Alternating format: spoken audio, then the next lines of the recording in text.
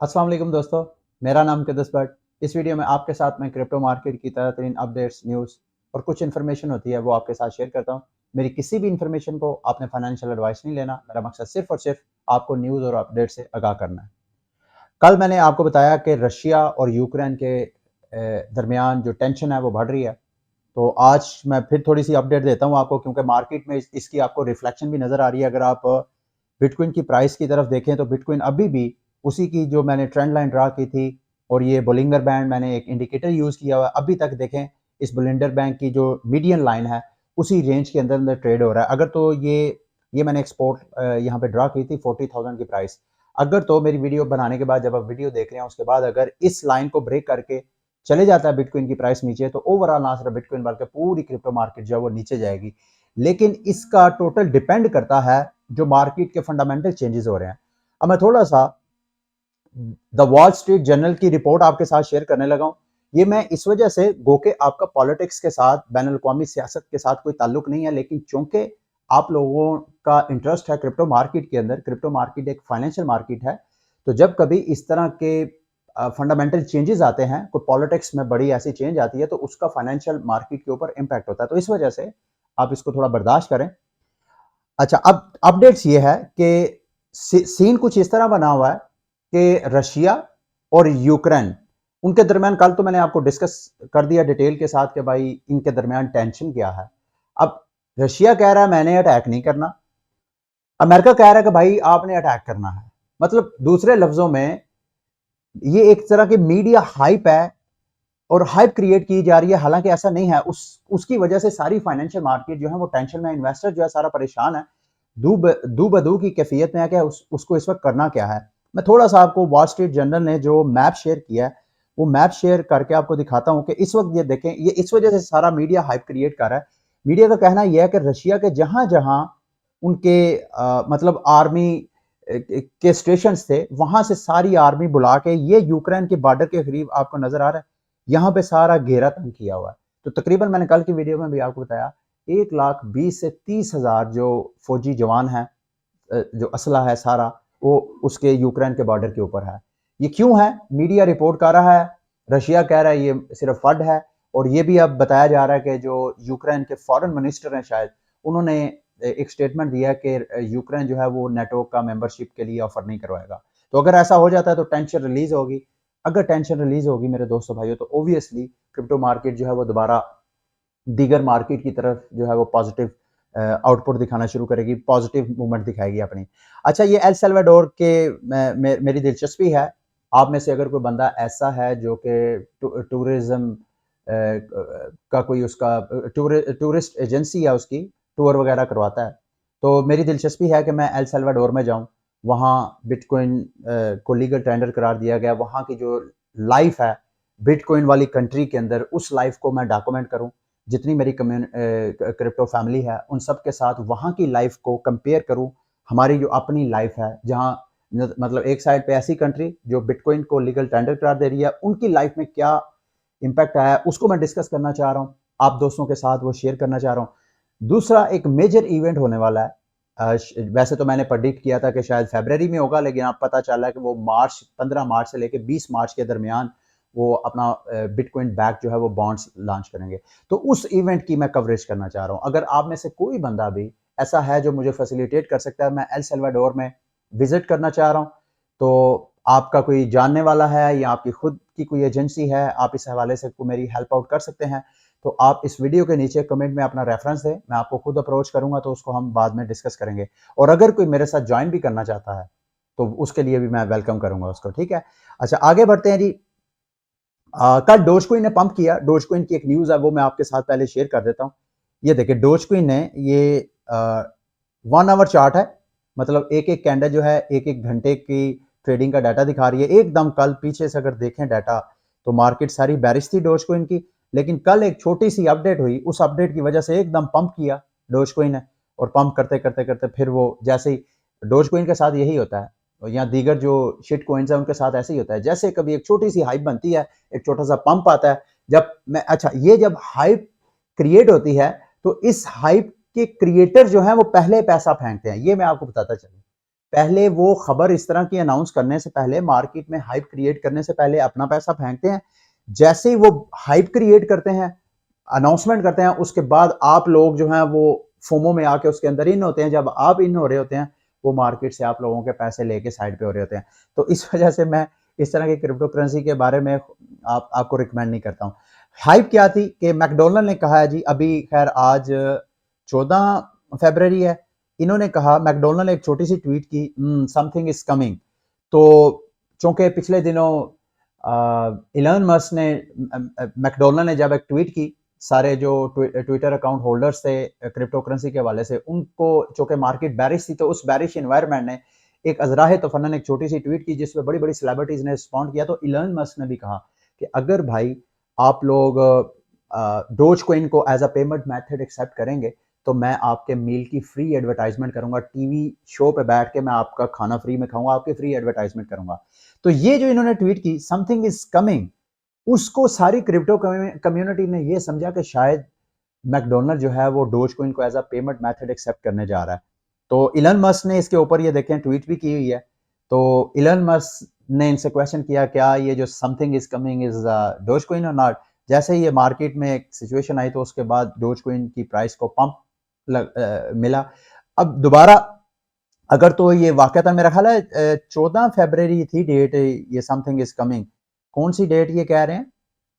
हाँ, ये मेरा ख्याल है 14 की है, 14 है या 18 है, इसको मेक श्योर कर लें, जरा विजिट कर लें। आपको ये देखें 13 फरवरी ठहर जाए, ये डेट ऊपर लिखी हुई है 13 फरवरी को। अभी तक क्या आया है, नोबडी नोस, कि इन्होंने अभी अनाउंसमेंट नहीं किया, तो उस वजह से डोज कोइन की प्राइस को बहरहाल पंप मिला। अब जिस जिस लोगों ने इस पंप से पहले बेनिफिट उठाना था, वो मेरा ख्याल है उठा लिया। अभी मार्केट उसकी डोज कोइन की पंप जो है वो उसका खत्म हो गया।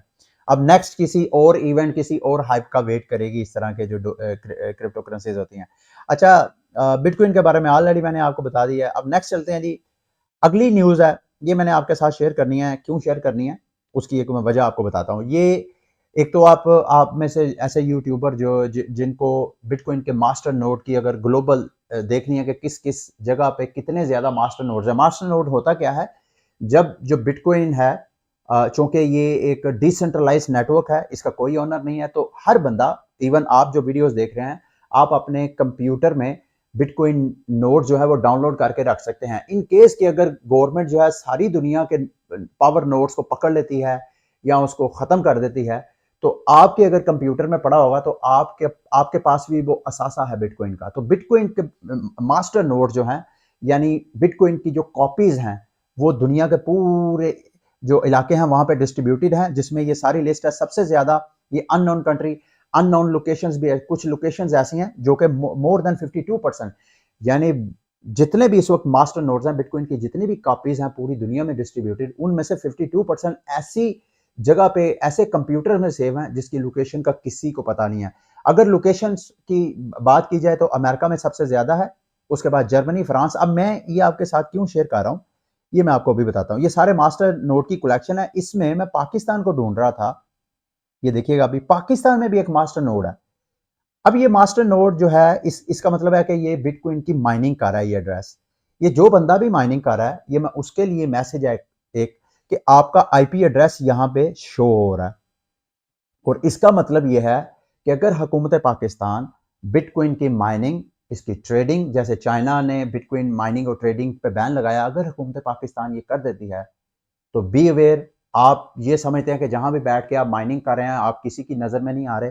सिंपली यहां पे मैं एड्रेस कॉपी करूंगा। मेरे पास तो इतने ज्यादा टूल्स नहीं है, मैं ज्यादा से ज्यादा आईपी लोकेटर के नाम की गूगल पे सर्च करूंगा, उधर जाके आपका आईपी दूंगा, तो आपकी लोकेशन, रफ लोकेशन मैंने चेक किया है, सिंध के किसी एरिया की तरफ है।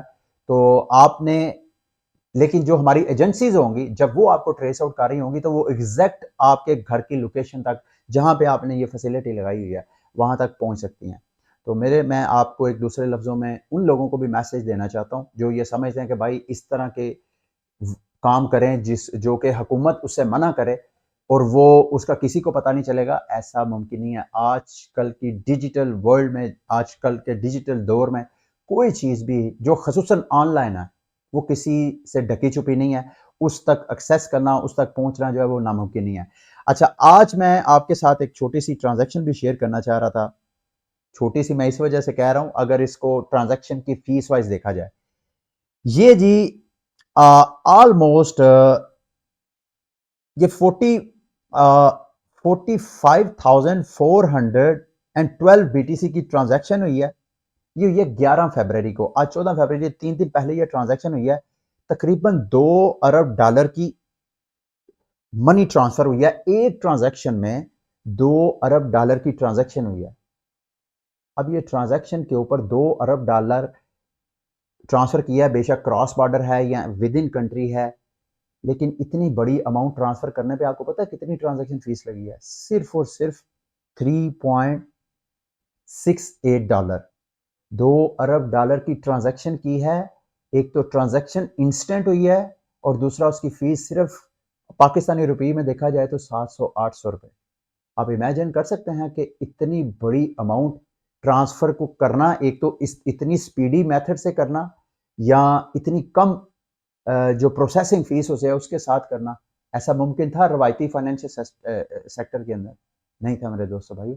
और आगे मैं और आपके साथ बिटकॉइन के जो अमीर तरीन वॉलेट्स हैं उसका भी मैं आपके साथ डाटा शेयर करना चाह रहा था।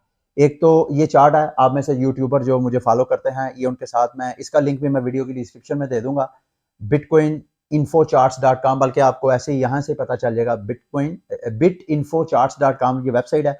यहाँ पे आपको बिटकॉइन के जो वॉलेट्स हैं उनका डाटा मिलता है कि ऐसे वॉलेट्स जिसमें 0.01 यानी जो 1 सतोशी तक का भी बैलेंस है, ये उसकी सारी ट्रांजैक्शंस है। और ऐसे वॉलेट्स जिनमें $1 लाख से लेके 1 मिलियन तक बिटकॉइन पड़ा हुआ है, उनकी भी यहाँ पे अमाउंट लिखी हुई है। 4 ऐसे वॉलेट हैं, ये उसकी सारी डिटेल है। अच्छा, उसके बाद ये वो वॉलेट्स हैं बिटकॉइन के अमीर तरीन एड्रेसेस का, जिसमें मैं आपके साथ शेयर करना चाहता हूँ। ये बिटकॉइन, ये बाइनांस का कोल्ड वॉलेट है। बाइनांस का कोल्ड वॉलेट, हॉट वॉलेट क्या होता है? आप में से जो नए अफराद हैं उनको बताता चलो, 2 किस्म के वॉलेट्स होते हैं। आप उनको कोल्ड वॉलेट और हॉट वॉलेट में कन्वर्ट उसको समझ सकते हैं। हॉट वॉलेट ऐसे वॉलेट को बोलते हैं जो इंटरनेट के साथ कनेक्टेड होता है। कोल्ड वॉलेट ऐसे वॉलेट को बोलते हैं जो कि इंटरनेट के साथ कनेक्ट नहीं होता, लेकिन वो भी वॉलेट होता है। कई लोग तो अपना पेपर वॉलेट क्रिएट करते हैं, यानी वेबसाइट आपको एक्सेस देती है, वहां पे आप अपना वॉलेट क्रिएट करते हैं, उसके प्राइवेट कीज कहीं भी स्टोर नहीं होते। आप उसको अपने आम जैसे कॉपी पेंसिल पकड़ के उसको अपने प्राइवेट की जो है अपने पेपर पे लिख के उसको सेव कर लेते हैं, और उस प्राइवेट कीज वॉलेट के ऊपर कहीं से अपना फंड्स मंगवा के तो उस वॉलेट को आप पेपर के ऊपर, यानी वो पेपर के ऊपर, ऑनलाइन नहीं है, वो ऑफलाइन है, एक पेपर के ऊपर आपका प्राइवेट की है, तो उसको आप महफूज कर सकते हैं।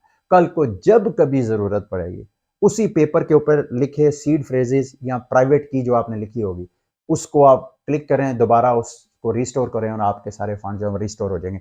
तो ये कोल्ड स्टोरेज का मतलब ये है ऐसा वॉलेट जो कि ऑफलाइन है, जिसका नेट के साथ कोई कनेक्टिविटी नहीं है। अब ये जितने बड़े बड़े एक्सचेंजेस हैं, इन्होंने हॉट वॉलेट भी रखे होते हैं, क्योंकि इन्होंने अपने जो ट्रेडर्स हैं, जो क्लाइंट्स हैं, जो यूजर्स हैं, उनको ट्रेडिंग की फैसिलिटी देनी है, उनको लिक्विडिटी देनी है ताकि वो ट्रेडिंग करें। और साथ साथ इन्होंने for the sake of security कुछ फंड जो है उन्होंने कोल्ड स्टोरेज में रखे होते हैं, ताकि इन केस अगर हैकिंग हो जाती है उनके नेटवर्क में तो सारे फंड चोरी ना हो। तो वो जो कोल्ड स्टोरेज में है वो एक्चुअली उनके बैकअप फंड्स होते हैं। तो बाइनांस के कोल्ड स्टोरेज में बीटीसी जो पड़ा हुआ है तकरीबन 2,52,001।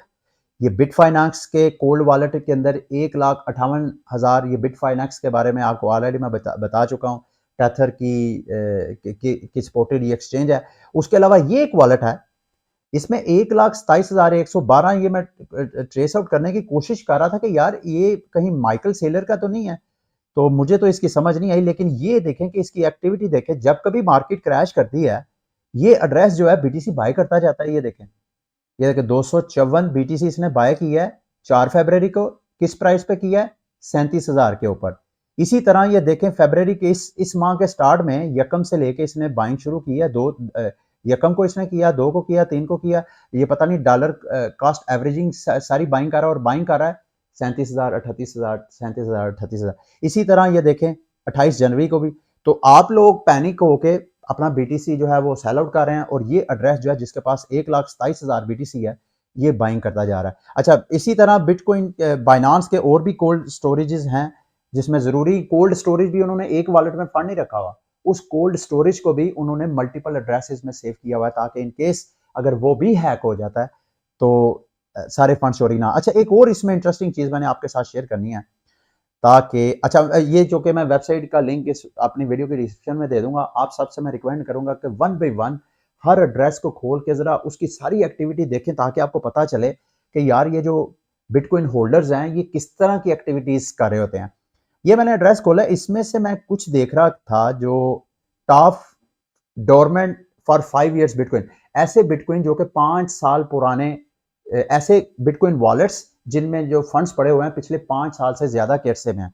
इसमें मैं कुछ ऐसे एड्रेस देख रहा था जो कि 2009 से, ये देखें, इस एड्रेस के पास 8000 BTC है जो इन्होंने 22 फरवरी 2009 को बाय किया था। इसके ऊपर मैं जब क्लिक करता हूं तो किसी भी एड्रेस को, ये सिर्फ मैं आपको एग्जांपल्स बता रहा हूं, आपने खुद जाके इसको विजिट करना है, थोड़ा सा आपको सेंस हो। ये देखिए 2009 में इन्होंने बिटकॉइन बाय किया है, 2009 में 8000 BTC बाय किया है। मतलब इस तरह इनकी सारी कैलकुलेशन है। 400 BTC बाय किया 2009 में, फिर उसके बाद 350 किया, 400 किया, 1200 किया। ये उस वक्त का इस एड्रेस ने होल्ड किया हुआ है। ये कौन है नोबडी नोस, लेकिन बहरहाल दूसरे लफ्ज़ों में आपको बताना ये चाह रहा हूँ, हमेशा जब आप इन्वेस्टमेंट करते हैं और वो वाली इन्वेस्टमेंट जो आपके पास एक्स्ट्रा पैसे हैं और उसको आप सेव करना चाहते हैं अपनी नेक्स्ट जनरेशन के लिए, तो आपको डे ट्रेडिंग या इस तरह की ट्रेडिंग का नहीं सोचना चाहिए। फिर ये प्राइस की मूवमेंट, पंप और डंप, ये नहीं देखना आपने। बिटकॉइन की प्राइस मूवमेंट पर डे की नहीं देखना, फिर आपको पर वीक भी नहीं देखना चाहिए। मैं तो कहता हूँ फिर आप पर क्वार्टर या एटलीस्ट 1 year मूवमेंट देख के फिर इन्वेस्टमेंट करें। और जितनी भी इन्वेस्टमेंट करें कम से कम 5 साल 10 साल माइंड में रख के करें, और ऐसी क्रिप्टो करेंसीज में करें जिनके ऊपर आपका बिलीव हो कि भाई सारी आपकी तरह सारी दुनिया इस क्रिप्टो करेंसी के ऊपर बिलीव करती है कि ये आने वाले वक्तों में इसकी वैल्यू इंक्रीज होगी। ठीक है, अच्छा आगे चलते हैं। अगली न्यूज़ है जी, IMF की तरफ से एक मैसेज है, वो मैंने आपके साथ शेयर करना है। ये उनकी MD हैं जी, क्रिस्टलिना। इन्होंने कहा है the crypto assets and stable coins are no match for well design CBDCs। यानी अगर सारे ममालिक अपने CBDC लॉन्च कर देते हैं तो ये जो आपको दीगर क्रिप्टो करेंसीज नजर आ रही हैं, जो स्टेबल कॉइन्स नजर आ रहे हैं, ये सब बेकार हैं अगर कंट्रीज खुद स्टेप लेती हैं। अच्छा, आगे वो क्या उनकी सोच क्या है? The IMF is deeply involve in this issue including through providing technical. अच्छा, IMF जो है सारे ममालिक को, मैं ये सोच रहा था कि शायद हुकूमत पाकिस्तान अगर क्रिप्टो करेंसी को लीगलाइज नहीं कर रही है तो उसके पीछे दो फियर हो सकते हैं, दो खौफ हो सकते हैं। एक तो FATF का खदशा हो सकता है और दूसरा शायद IMF का। लेकिन IMF तो स्टोरी ही डिफरेंट बता रहा है। ये उनकी MD की स्टेटमेंट है कि वो खुद इन्वॉल्व हैं, कंट्रीज के साथ इंगेजमेंट कर रही हैं ताकि कंट्रीज को वो मोटिवेट करें, उनको फैसिलिटेट करें कि अगर वो अपना CBDC लॉन्च करना चाहते हैं, central banking digital currency launch करना चाहती हैं, तो IMF जो है उनको फैसिलिटेट कर रहा है। An important role for the fund is to promote exchange of experience and support the interoperability। यानी IMF क्यों कंट्रीज को फैसिलिटेट कर रहा है? वो चाहता है कि अगर सारी कंट्रीज अपना अपना CBDC लॉन्च कर लेती हैं तो उसके बाद जब वो क्रॉस बॉर्डर ट्रांजैक्शन करें तो इस तरह का सिस्टम सारी कंट्रीज मिलकर डेवलप करें कि वो आपस में एक दूसरे को ट्रांजैक्शन ट्रांसफर भी कर सके। अभी की जो फिलहाल टेक्नोलॉजी है, आपने अगर कोई इथीरियम के ऊपर कोई टोकन है उसकी ट्रांजैक्शन करनी है किसी और ब्लॉकचेन के ऊपर, यानी बिटकॉइन के ऊपर, तो ब्लॉकचेन टू ब्लॉकचेन कम्युनिकेशन अभी नहीं हो रही है। तो IMF कह रहा है कि वो फैसिलिटेट कर रहा है कि आप इस तरह की CBDCs लॉन्च करें, कंट्रीज को फैसिलिटेट कर रहा है कि आप इस तरह के CBDCs लॉन्च करेंगे। अगर आप लोग क्रॉस बॉर्डर ट्रेड करते हैं और उस पर जब आप पेमेंट्स CBDCs के जरिए करते हैं तो इस तरह की CBDCs लॉन्च करें कि आप एक दूसरे को फंड्स इजीली ट्रांसफर कर सके, क्रेडिट कर सकें। अच्छा, उसके बाद the history of money is entering in new chapter. ये IMF रियलाइज करता है कि हमारा जो पैसा है उसकी तारीख एक नया रुख इख्तियार कर रही है। Countries are seeking to preserve key aspects. जो ममालिक हैं वो जो हमारे रवायती फाइनेंशियल सिस्टम है, पैसे के जो रवायती ऐसी खसूसियात हैं वो उसको अक्वायर करना चाहते हैं ताकि वो भी साथ साथ चलें और आगे नई जो टेक्नोलॉजी है उसको भी वो अडॉप्ट करें। तो एक इनकी चीज है जो मैंने आपके साथ डिस्कस करनी है जिससे मैं इत्तेफाक नहीं करता। उन्होंने कहा if CBDCs are design prudently यानी दानिशमंदाना तरीके से अगर CBDCs डिजाइन की जाएं, they can potentially offer more resilience, more safety, greater availability and lower cost than private forms. देखें, उनका कहना यह है कि ये private form of digital currency है। मुझे नहीं मालूम उन्होंने किस क्रिप्टो करेंसी को प्राइवेट करेंसी कहा है। क्या बिटकॉइन जो है वो प्राइवेट करेंसी है? नहीं सर, बिटकॉइन प्राइवेट करेंसी नहीं है। बिटकॉइन एक पीपल्स मनी है। जैसे फर्क सिर्फ यह है कि जैसे हमारे रवायती जो पैसे हैं वो पीपल्स मनी होते हैं, और बिटकॉइन भी एक जो है वो पीपल्स मनी है। फर्क सिर्फ यह है कि बिटकॉइन के पीछे कोई सेंट्रल बॉडी नहीं है, उसकी उधर कोई बॉडी नहीं है ऐसे जो जब चीज चाहे पैसा छाप ले अपने फाइनेंशियल मामलात को स्टेबल करने के लिए। और जो हमारी दीगर फियाट करेंसीज होती हैं, जो हमारे ममालिक की करेंसीज होती हैं, उनके पीछे सेंट्रल बॉडी होती है, सेंट्रल बैंक होता है। जाहिर बात है उनको हम अवाम में से ही जाके इक़्तिदार में जाके लोग उसको सारा मैनेज कर रहे होते हैं, लेकिन फिर भी वो कंट्रोल्ड है। वो किसी वक्त भी पैसा मजीद छाप के आपके जो पैसे हैं उसकी वैल्यू को कम कर सकते हैं, वो आपके पैसे को मतलब कॉन्फिस्केट कर सकते हैं, अपने कब्जे में ले सकते हैं, उसको ब्लॉक कर सकते हैं। ये सारी चीज़ें जो हैं वो क्रिप्टो करेंसीज में नहीं है। और वो क्रिप्टो करेंसीज, पता नहीं किस क्रिप्टो करेंसी को आपने प्राइवेट फॉर्म ऑफ करेंसी कहा है, कोई ऐसा नहीं है जी।